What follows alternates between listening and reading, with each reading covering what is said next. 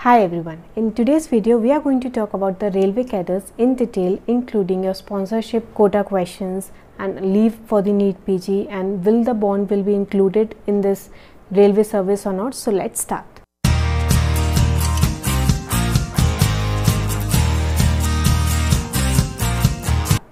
The first question is regarding what is going to be a working timing.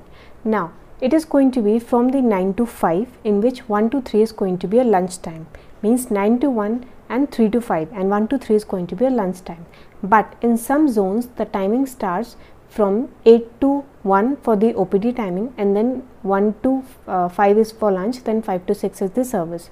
So depends on the zone. But next question is about your salary. Your basic pay is going to be 56,100 rupees, including your non-practice allowance and the house rent and the DRA, that contributes and makes it in a total sum of 96,000 to 1 lakh rupees. But in that the deduction is done in the form of new pension scheme and income tax, and in hand in the starting you are going to get around the 85 to 86,000.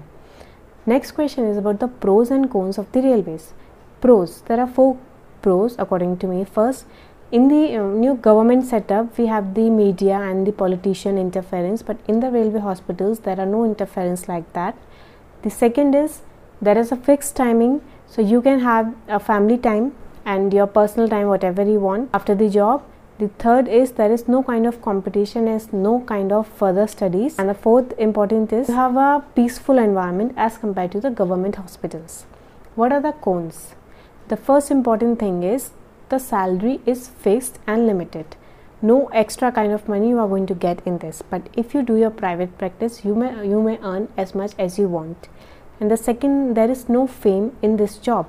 If you have a private setup, you have a fame in that city, but that fame you are not going to get in this railway cadre. The fourth important question is about the sponsorship quotas. You have to work minimum of 2 years to get a sponsorship seat in that railway hospital DNB. Now the railway hospital DNB, they have the 50% seat reserved for you railway employees. So if you work for 2 years, then 50% reservation you are going to use. But how you are going to get it? You have to clear your NEET PG exam. Then when the counseling happens, the different counseling is going to happen of the DNB for these railway seats. And the second is about the sponsorship quotas in the central institutes like the AIIMS, PGI, AFMC. For that you have to work for a minimum of 3 years. Then when you fill the INI-CET form, then they have an option of sponsorship quota. Then you are eligible for that quota. But for that you have to work for a minimum of 3 years in the railway hospitals. About the promotions. Promotions happens every 4 to 5 years. Starting from the post of the ADMO, you are promoted to DMO, SSMO, and further promotions happens time to time within a period of 4 to 5 years.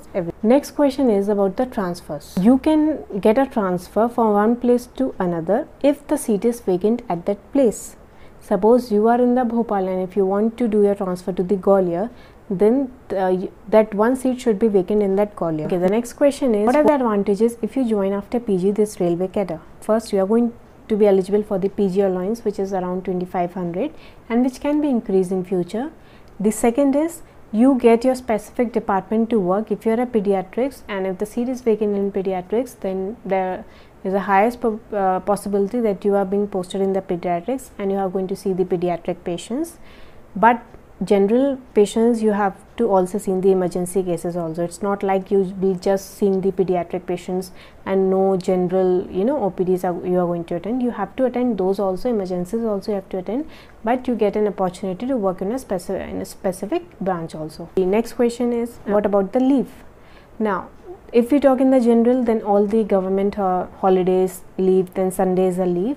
But if you talk about the specific leave, that many question asked to me recently that ma'am, NEET PG has been delayed this year, and suppose we get the joining earlier than the NEET PG joining, so are they going to allow, suppose the NEET PG is going to happen 1 month after you get your railway joining, then are they going to allow you a leave to prepare for that NEET PG examination? So you can try, you can send a mail from the place you going to get your joining letter.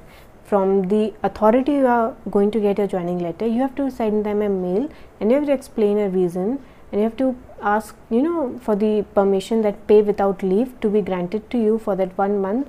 After that you will be joining your duty. So you have to contact to the authority from which you are going to receive that joining letter. Send them a mail, explain your conditions, that I need a 1 month, you can grant me that with pay without leave. Next question is private practice allowed? Then no, it's a government job, no private practice is allowed. What is going to be a work? OPDs are there, IPDs, emergency cases. You have to attend the station calls, that accident relief medical calls. So basically 4 to 5 things: OPDs, IPDs, emergencies, railway station call, and the accidental calls. Okay. Where you are going to be posted starting from the health units, second is the divisional, sub-divisional, and the fourth is the central.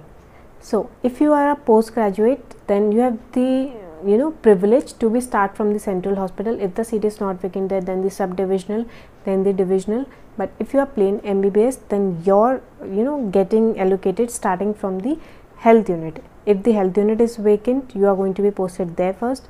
If the health unit is full, then you will be upgraded to the divisional, then the sub-divisional, and then the central. Next question is, what extra facilities or what kind of facilities you are going to get as an officer in this railway cadre?